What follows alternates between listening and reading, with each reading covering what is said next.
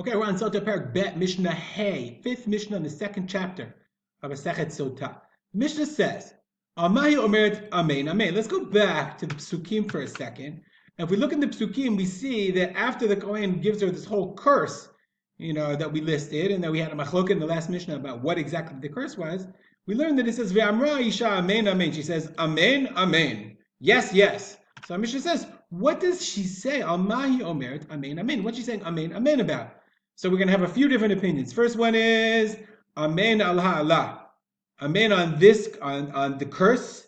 Amen al shevuah. She takes an oath that what she said was true. Meaning when a person says an oath and you say Amen, you are justifying or you are accepting that what's said in the oath is true. So Amen to the curse. If it's true, I want the punishment. Amen al shevuah. Amen on the oath. Amen. But now we expand it to the Tanakama. Amen mi ish zeh. Amen mi ish acher.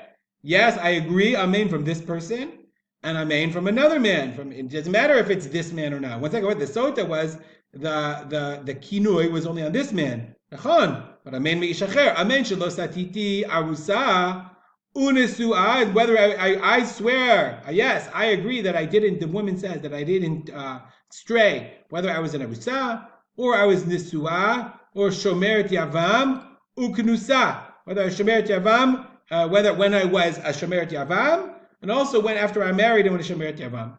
Amen. We'll go back to this in a second. Amen. Shelo nitmeti.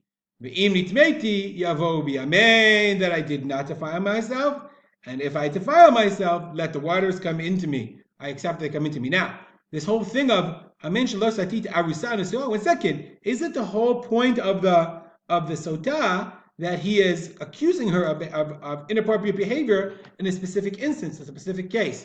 So the Bartanura says, we learn from this, al yedei gilgul shevuah is a very important point, very important term, gilgul shevuah. Gilgul shevuah, gilgul means rolling of the oath. Here's how it works in halacha. Unless you have to take an oath, I can't make accusations and have you respond. You stole $100 from me. No, I didn't. I'm kofer bakol. Deny it, forget it. I don't have to listen to every claim you make. But let's say I have to take a shevuah. We're watching something from me, and I say it's lost. Take a shevuah.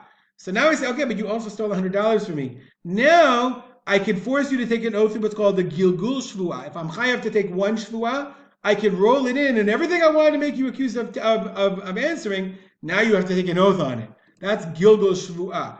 A shrewd lawyer would find a way to make a guy obligated in a shevuah, and then you'd have to take oaths on everything else. So here also, when the husband says, listen, you're taking an oath on this man, and therefore he's going to build galgel and say, okay, 1 second, what about before nisuin, after erusin? I didn't ask you about that. Even though there was no kinu ustira. Umikan the gilgul shevuah min Torah. This is the source of gilgul shevuah min Torah, from the fact that the Torah says amen, amen, amen for this, and amen for everything else too. That's how we see once a person takes a shevuah, we roll it over. It's a rolling shevuah, and we roll into other things as well. Rabbi Meir Omer. Oh, let's go to the next one.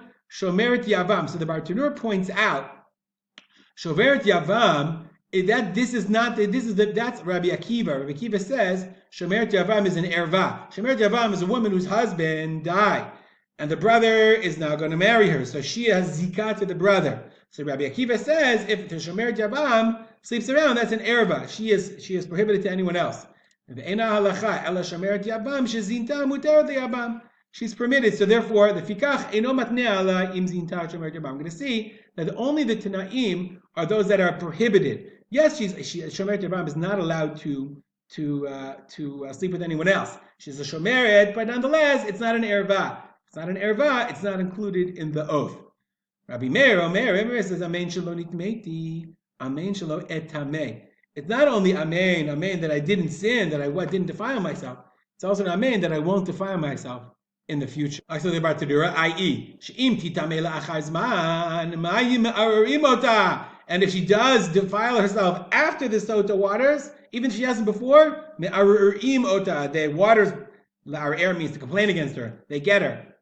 It's not a forever deal. The Sotah is on the past, but it's not on the future.